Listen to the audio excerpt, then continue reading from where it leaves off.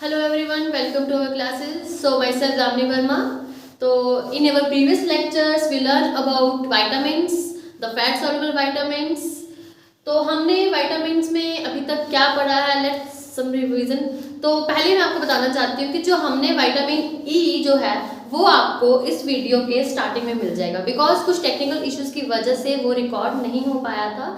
तो इस लेक्चर के स्टार्ट होने से पहले आपको विटामिन ई मिल जाएगा। तो अभी हमने क्या क्या पढ़ा है विटामिन्स में। विटामिन्स में हमने उनकी सबसे पहले हमने पढ़ा कि विटामिन्स क्या होते हैं, ठीक है। तो विटामिन्स क्या थे, वो वैसे न्यूट्रिएंट्स, माइक्रो न्यूट्रिएंट्स थे जो हमारी बॉडी के मेटाबॉलिज्म के लिए बहुत इंपॉर्टेंट थे, ठीक है। तो मेटाबॉलिज्म क्या था, मेटाबॉलिज्म वो केमिकल रिएक्शंस होती हैं हमारी बॉडी में जो एक कॉम्प्लेक्स मॉलिक्यूल को कन्वर्ट करती है सिंपल मॉलिक्यूल फॉर्म में। जैसे कि एक ग्लूकोज को वो एनर्जी में कन्वर्ट करना, ठीक है, जैसे हमारे फूड को एनर्जी में कन्वर्ट करना, ठीक है। तो विटामिन्स में हमने टाइप्स पढ़ी थी, ठीक है। पहली बात, हाँ, विटामिन्स दिया किसने था, विटामिन्स को टर्म कॉइन किसने की थी, कैज़मिर फंक ने की थी इन 1912 में, ठीक है। और नोबेल प्राइज मिले थे क्रिश्चियन को, फ्रेडरिक को इन 1929 में, ठीक है। तो आपने होप सो आपने ये देखा ही होगा और उसको नोट भी किया ही होगा, ठीक है। और जिसने अगर ये लेक्चर अभी नहीं सुना है तो वो हमारी प्रीवियस वीडियोस देख सकते हैं। तो अभी तक हमने फैट सॉल्युबल विटामिन्स में जो टाइप्स थी, विटामिन्स की टाइप्स कौन कौन सी थी, fat soluble vitamin and water soluble vitamin. अब फैट सॉल्युबल विटामिन में ए, डी, ई, के। तो अभी तक हमने ए पढ़ लिया है, डी पढ़ लिया है, के पढ़ लिया है और अभी आपको ई भी इस लेक्चर में मिल जाएगा, ठीक है। केमिकल नेम, विटामिन ई का केमिकल नेम है टोकोफिरोल। क्या है,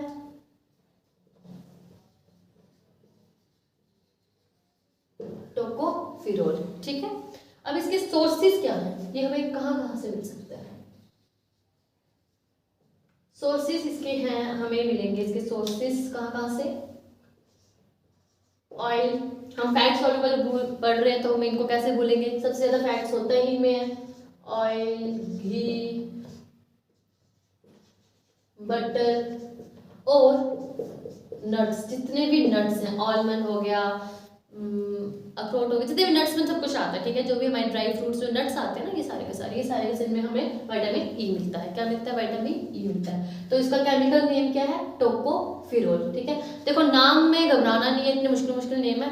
इसकी नेक्स्ट लेक्चर में मैं आपको एक पूरी की पूरी फनी ट्रिक बताऊंगी इनको लर्न करना कैसे है, ठीक है। पहले हम समझ लेते हैं, बाद में इसको एक ट्रिक बताऊंगी कि इसको लर्न करना कैसे है, इनको याद कैसे रखना है कि कौन सा विटामिन का कैसा नाम है, ठीक है। तो इसके फंक्शंस क्या हैं, अब इसके फंक्शंस लिखते हैं।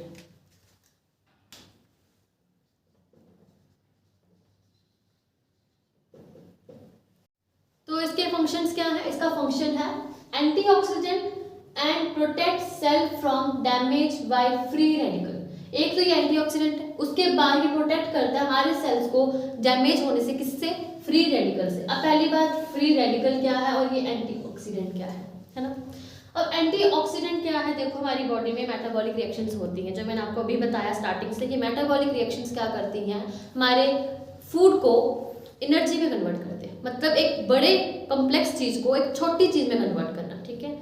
तो उसमें क्या होते हैं, ऑक्साइड्स बनते हैं। जैसे यहाँ पे मैंने आपको बताया इसका क्या, कि मेटाबॉलिक रिएक्शंस जो होती हैं, क्या होती हैं, मेटाबॉलिक रिएक्शंस जब होती हैं, इसमें हमारी क्या बनते हैं, हमें ऑक्साइड्स बनते हैं। इनको रिमूव करना, इनको क्या करना, इनको रिमूव करना, उसमें हेल्प जो करता है वो विटामिन ई करता है, ठीक है। अब फ्री रेडिकल क्या है, ठीक है। अब यहाँ पे फ्री रेडिकल, जैसे कि आप एग्जांपल ले लो क्लोरीन और ये ठीक है, आयन की। अब ये आयन है, इसके ऊपर चार्ज है, ये आयन है, ये रेडिकल नहीं है, लेकिन ये भी है, लेकिन इसके ऊपर चार्ज नहीं है बट इलेक्ट्रॉन है इसके साथ, ठीक है। तो ये फ्री रेडिकल है, ये फ्री रेडिकल है, ठीक है। ये क्या है, ये फ्री रेडिकल है, ठीक है। तो ऑक्साइड जो बनते हैं उसको रिमूव करने में हेल्प करता है, और जो इनसे डैमेज, जो फ्री रेडिकल से डैमेज हमारी बॉडी में हो उसको बचाने की, उससे प्रोटेक्ट करता है कौन, विटामिन ई। तो आपको फ्री रेडिकल का पता चल गया कि डिफरेंस क्या है। हमने एग्जांपल क्लोरीन की ली। अब क्लोरीन के ऊपर नेगेटिव चार्ज है, ये आयन है, ये क्या है, ये आयन्स है, ये आयन्स है, और यहाँ इसके ऊपर कोई चार्ज नहीं है लेकिन इसके साथ इलेक्ट्रॉन है, ठीक है। तो ये फ्री रेडिकल होते हैं। तो हमें हमारी बॉडी में प्रोटेक्ट करना हमारी सेल को फ्रॉम फ्री रेडिकल से, और एंटीऑक्सीडेंट का काम करना किसने करना है? ये सारा काम विटामिन ई करता है, ठीक है। तो ये हो गया इसका chemical name tocopherol. Sources oil, घी, बटर, नट्स, ठीक है। तो फंक्शंस क्या होंगे इसके? एंटीऑक्सीडेंट का काम करना और प्रोटेक्ट करना हमारे सेल को, कहाँ से? Bye damage. कौन डैमेज कर सकता है? Free radical. अब मैंने आपको बता दिया फ्री रेडिकल कैसे पता चलते हैं, ठीक है। अब इसके बाद इसकी डेफिशिएंसी, ठीक है, इसकी डेफिशिएंसी अगर हम ये ना कंज्यूम करें, हमारी बॉडी में इसकी डेफिशिएंसी हो जाए तो क्या हो सकता है? इसकी डेफिशिएंसी क्या हो सकती है? देखो, इसकी डेफिशिएंसी में सबसे बड़ा जो पॉइंट आता है, एक डेफिशिएंसी इंपॉर्टेंट है, इनफर्टिलिटी। क्या हो सकती है? इनफर्टिलिटी मतलब बांझ बनाना, ठीक है, इनफर्टिलिटी, इससे इनफर्टिलिटी आ सकती है, ठीक है। और विटामिन की ई की एक खासियत ये है, ठीक है, स्पेशली गर्ल्स, अगर बॉयज को नीड नहीं है, इसको ब्यूटी विटामिन भी कहते हैं, ठीक है। ब्यूटी विटामिन क्या बोलते हैं? ब्यूटी विटामिन भी कहते हैं, ठीक है। और इससे अगर मैं आपको वैसे आगे लेक्चर में तो मैं आपको बताऊंगी ही क्या होता है। ब्यूटी विटामिन इसलिए कहा जाता है क्योंकि हमारे बालों के लिए, हमारी स्किन के लिए, हमारे फेस के लिए, ठीक है, हम जल्दी बूढ़े ना हो, ठीक है, स्पेशली बाल जल्दी वाइट ना हो, तो लोग विटामिन ई का यूज करते हैं। क्योंकि आप विटामिन ई में नट्स की बात करो, जैसे नट्स, तो नट्स से क्या बनता है? ऑयल बनता है, आलमंड ऑयल बनता है। विटामिन ई के कैप्सूल्स आते हैं जो आजकल ब्यूटी प्रोडक्ट्स में बहुत यूज किए जाते हैं, तो इसीलिए इसको ब्यूटी विटामिन भी कहते हैं। ये क्वेश्चन आ सकता है, बहुत बार आया भी होगा, आया भी है, एक बार आया भी है कि ब्यूटी विटामिन किसको कहते हैं? वो विटामिन ई होता है, ठीक है। इससे क्या होता है? इससे हमारे बालों के लिए, हमारी स्किन के लिए, हमें यंग रहना पसंद है सबको, तो उसके लिए इसको यूज किया जाता है, ठीक है। तो इसके कुछ ये की पॉइंट्स हैं, क्या क्या है? केमिकल नेम टोकोफेरोल, सोर्सेज क्या? ऑयल, घी, बटर और नट्स। नट्स में तो आइए आलमंड, ग्राउंड नट्स हो गए, आलमंड हो गया, और भी बहुत सारे नट्स होते हैं, जितने भी आप ड्राई फ्रूट्स में नट्स खाते हैं सब में विटामिन ई मिलता ही मिलता है, ठीक है।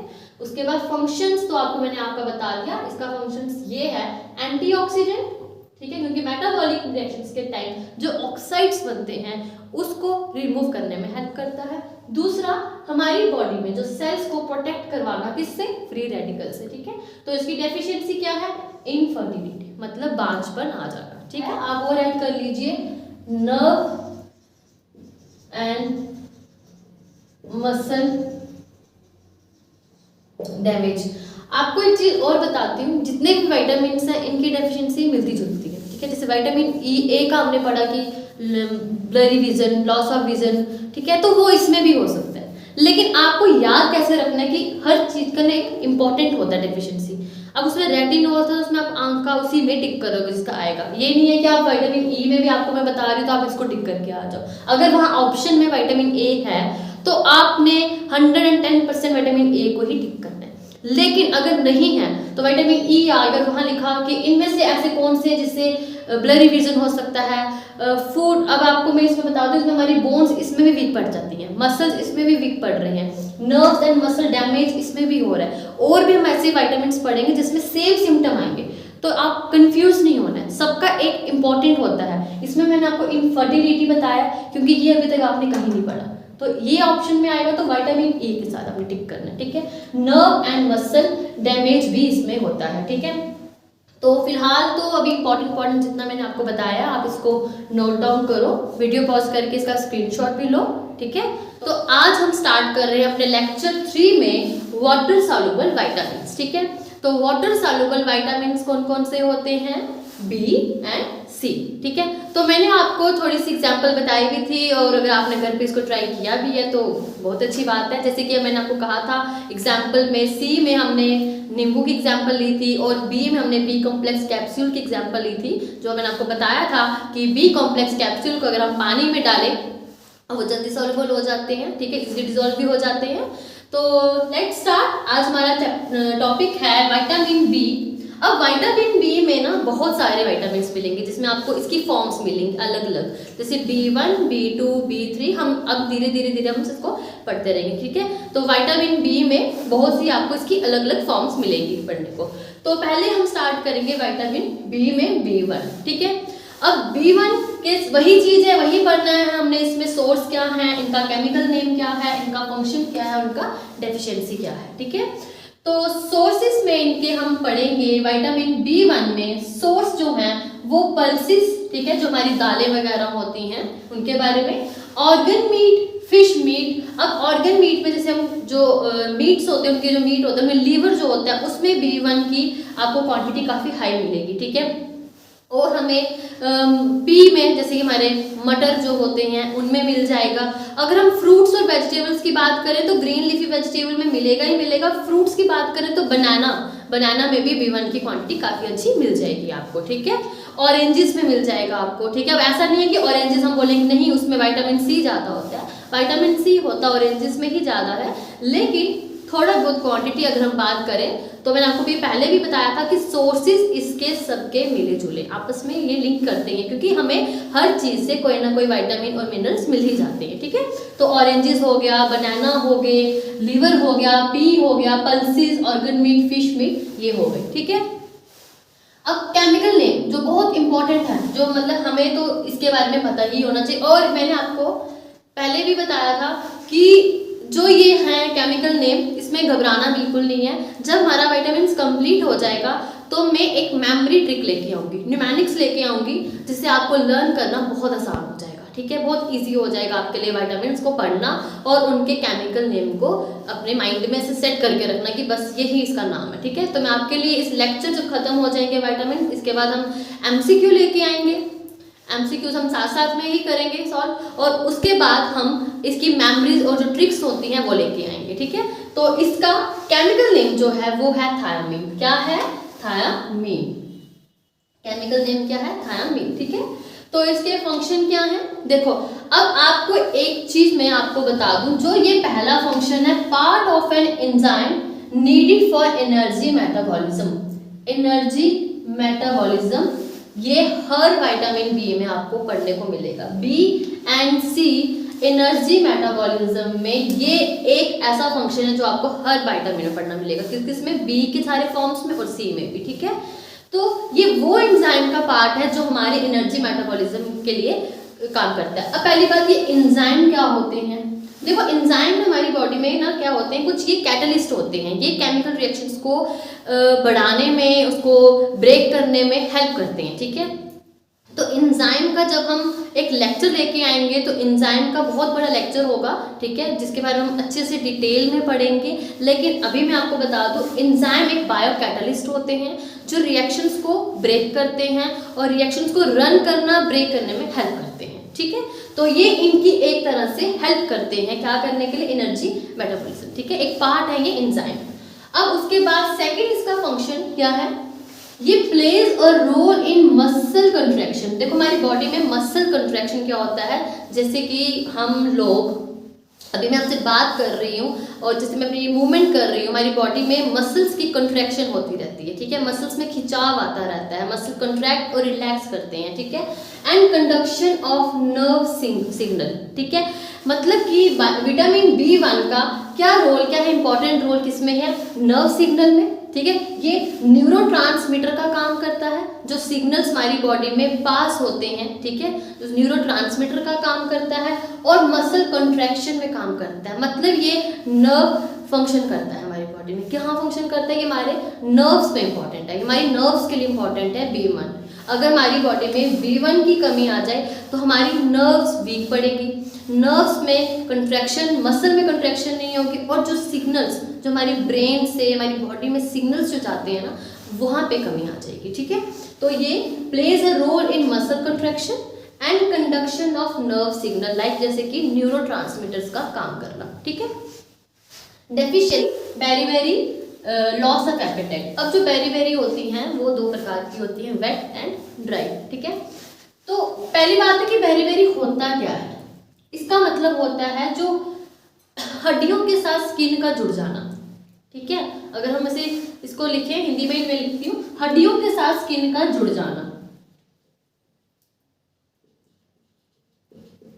हड्डियों का स्किन के साथ जुड़ जाना, ठीक है। हड्डियों का स्किन के साथ जुड़ जाना, ठीक है।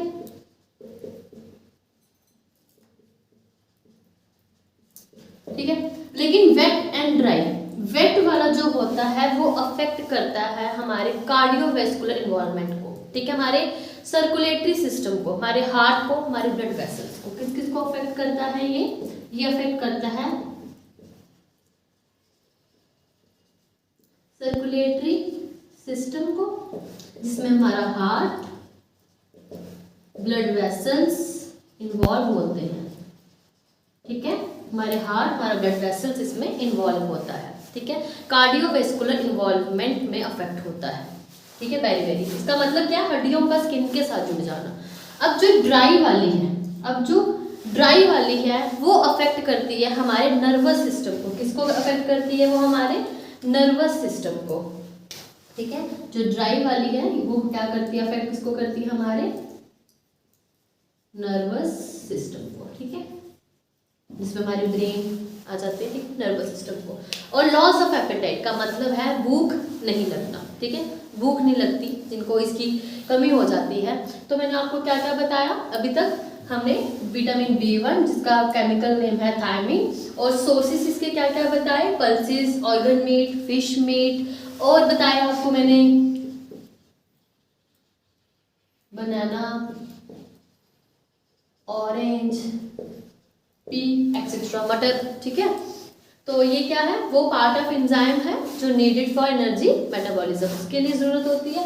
और सबसे इंपॉर्टेंट रोल जो प्ले करता है ये मसल कंट्रैक्शन में रोल प्ले करता है, और कंडक्शन करता है नर्व सिग्नल का, मतलब कि न्यूरो ट्रांसमीटर्स का, सिग्नल्स को पास करना, ठीक है। तो नर्व सिग्नल क्या था, न्यूरो ट्रांसमीटर। अच्छा, मैंने आपको एक बात पहले भी बताई, अभी दोबारा रिपीट कर देती हूँ। अब कुछ ऑप्शंस में जैसे विटामिन की डेफिशिएंसी पूछ रही कि किस में पाया जाता है, सोर्स पूछ लिया, और सोर्स में उन्होंने ऑरेंज दिया है, ठीक है। तो अब ऑरेंज को टिक नहीं करनी है, क्यों नहीं करनी है, क्योंकि मैंने आपको बताया ऑरेंज खट्टे ही होते हैं ना, तो उसमें आपको विटामिन सी मिलेगा ज़्यादा क्वांटिटी में, एक्सेस अमाउंट में है विटामिन सी होता है, बट मिनिमम अगर हम बोले बिल्कुल मिनिमम अमाउंट में हमें विटामिन बी भी मिल जाता है। तो ये नहीं है कि वहाँ विटामिन बी में अगर बाकी ये दिए हुए हैं, तो लीवर जैसे ऑर्गन मीट में लीवर बहुत इंपॉर्टेंट है, लीवर में पाया जाता है, जैसे ऑर्गन जो मीट होते हैं लीवर में विटामिन B1 सबसे ज़्यादा पाया जाता है। अगर ये लीवर लिखा है तो फिर तो 110% आपको लीवर को ही टिक करना है। पल्सेस तो जो है ना, ये जो सोर्स है ये मिक्स सोर्स है, ये हर किसी में मिलेंगे, ठीक है। तो आपको कुछ पर्टिकुलर एक चीज़ वहाँ ऑर्गन का नाम होगा, या पर्टिकुलर एक वही चीज़ लिखी होगी जिससे सच में सबसे ज़्यादा क्वांटिटी में मिलता है, ठीक है। तो आप लीवर होगा इसको टिक करो, बनाना को टिक कर सकते हो, लेकिन ऑरेंज अगर आया और विटामिन बी और सी में पूछा, फिर ऑरेंज को विटामिन सी के साथ जाना है, ठीक है। तो ये हमारा अभी तक विटामिन बी की एक फर्स्ट टाइप जो थी विटामिन B1। अब हम नेक्स्ट पढ़ेंगे विटामिन B2। अब हमारा स्टार्ट होगा B2, ठीक है। तो B2 के सोर्सेज बहुत सारे हैं, मैंने आपको पहले ही बार बार रिपीट करूंगी ये चीज़ की, सोर्सेज आपको बहुत सारे हर विटामिन में मिलेंगे, ठीक है। तो यहाँ पे आपको मीट, लीवर का ये नहीं कि अपना लीवर सोच लो आप, नहीं ऐसा नहीं है, जो आप लीवर मीट चिकन वगैरह खाते हो उसमें जो लीवर होगा वहाँ मिलेंगे आपको, ठीक है। मिल्क, एग्स, योगर्ट दही होता है, ठीक है, चीज, सैल्मन, चिकन ब्रेस्ट, ठीक है। अब जिनको चिकन पसंद है तो चिकन ब्रेस्ट में उनको काफ़ी क्वांटिटी में मिलेगा B2, ठीक है। जिम शिम जाने वाले तो खाते ही हैं। और सैल्मन जो होता है ये सी फूड में आता है, किस में आता है, सी फूड में आते हैं, ठीक है। तो इसका केमिकल नेम है राइबोफ्लेविन। क्या नाम है, राइबोफ्लेविन, जो मैंने यहाँ पे लिखा हुआ है। आप वीडियो पॉज करके इसका स्क्रीनशॉट ले सकते हो, इसको नोट कर सकते हो, और कोई डाउट है तो आप कमेंट बॉक्स में उसको मुझे बता सकते हो, ठीक है। तो अभी तक क्या बताया मैंने, इसका B2, इसका केमिकल नेम क्या है, राइबोफ्लेविन, ठीक है। तो फंक्शन क्या होते हैं इसके, देखो फंक्शन इसका क्या है, needed for growth and overall good health. देखो पहली बात, हमारी ग्रोथ के लिए हमें बचपन से दूध पिलाया जाता है, अंडे खिलाए जाते हैं, चिकन खिलाया जाता है, यही बोलते हैं कि ताकत आएगी, ठीक है। तो बस वही ताकत हमें इससे पढ़ के हमें लगानी है, इसमें थोड़ी पढ़ना है अच्छे से। तो हमें ग्रोथ के लिए, गुड हेल्थ के लिए, और सबसे इंपॉर्टेंट जो ये काम करता है, ये क्या करता है, ब्रेक डाउन करता है, हमारी बॉडी में हेल्प करता है, ठीक है। किसको, तो कार्बोहाइड्रेट्स लाइक जैसे हमारे स्टार्च हो गए, प्रोटीन्स और फैट्स को एनर्जी से। ये तीन चीजें जो हैं, कार्बोहाइड्रेट्स, प्रोटीन एंड फैट्स, ये इनके अलग टॉपिक हैं। ये हमने विटामिन्स के बाद शुरू करने हैं, हम आपको इसके बारे में बताएंगे ये डिटेल में, लेकिन ये हमारी बॉडी के फंक्शन के लिए, हमारी ग्रोथ के लिए बहुत इंपॉर्टेंट है, हमारी गुड हेल्थ के लिए। तो उनसे एनर्जी लेना B2 का काम है, ठीक है। वो क्या करता है, हेल्प करता है बॉडी को टू ब्रेक डाउन किस किस को, कार्बोहाइड्रेट्स, प्रोटीन और फैट्स को एनर्जी लेने के लिए, और उस बाद में क्या करता है, अलो करता है बॉडी को oxygen to be use by body. जो ऑक्सीजन जो हम यूज करते हैं वो हमारी हेल्प कौन करता है, उसको यूज करवाने में B2 करता है, ठीक है। तो डेफिशिएंसी इसकी क्या है, डेफिशिएंसी इसकी है राइबोफ्लेविनोइसिस, ठीक है। बायो में नाम याद करना थोड़ा टफ होता है, लेकिन घबराना नहीं है, हर चीज की ट्रिक दूंगी आपको, ठीक है। तो अराइबो, नाम में इसका राइबो, अराइबो, फ्लेविन, फ्लेविन, आगे आपने ऑइसिस लगा देना, ठीक है, राइबोफ्लेविनोइसिस, ठीक है। अब होता क्या क्या है राइबोफ्लेविनोइसिस में, सिम्टम्स क्या है, ये इंपॉर्टेंट है, ये पूछे जाएंगे। ये अगर टफ भी आए और इजी भी एग्जाम आए ना, तो ये चीजें ज्यादा आती हैं, सोर्सेस इतने नहीं आएंगे, केमिकल नेम तो आएगा ही आएगा, फंक्शन आ सकता है, हाँ डेफिशिएंसी और सिम्टम्स किसमें है ये जरूर आ सकते हैं, ठीक है।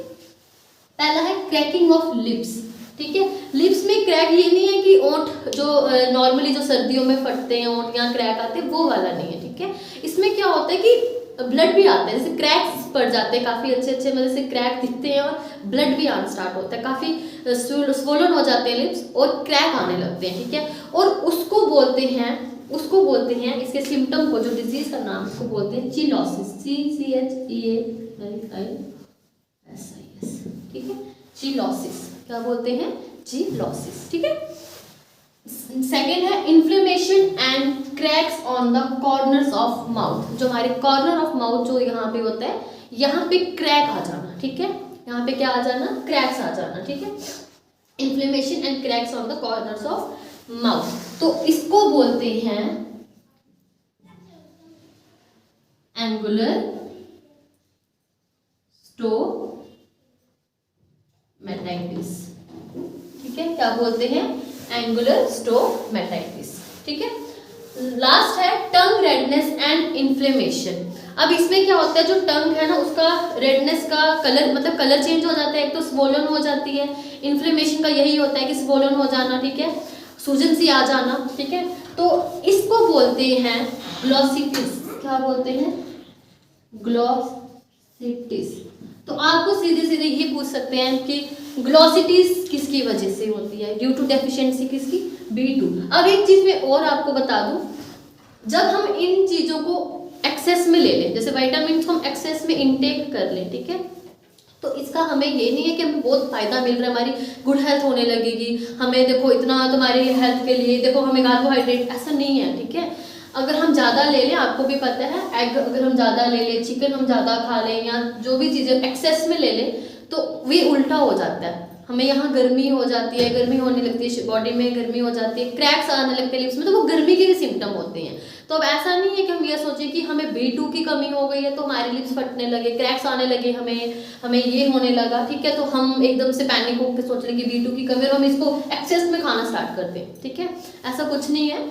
Excess of everything is bad, सबको पता है, हाँ बस ये कि इनके नाम आपको याद रखने हैं। चिलोसिस क्या होता है, क्रैकिंग ऑफ लिप्स होता है, ग्लोसिटिस टंग रेडनेस और इन्फ्लेमेशन होती है, और एंगुलर स्टोमैटिस होता है इन्फ्लेमेशन एंड कॉर्नर्स पे क्रैक आ जाना, ठीक है।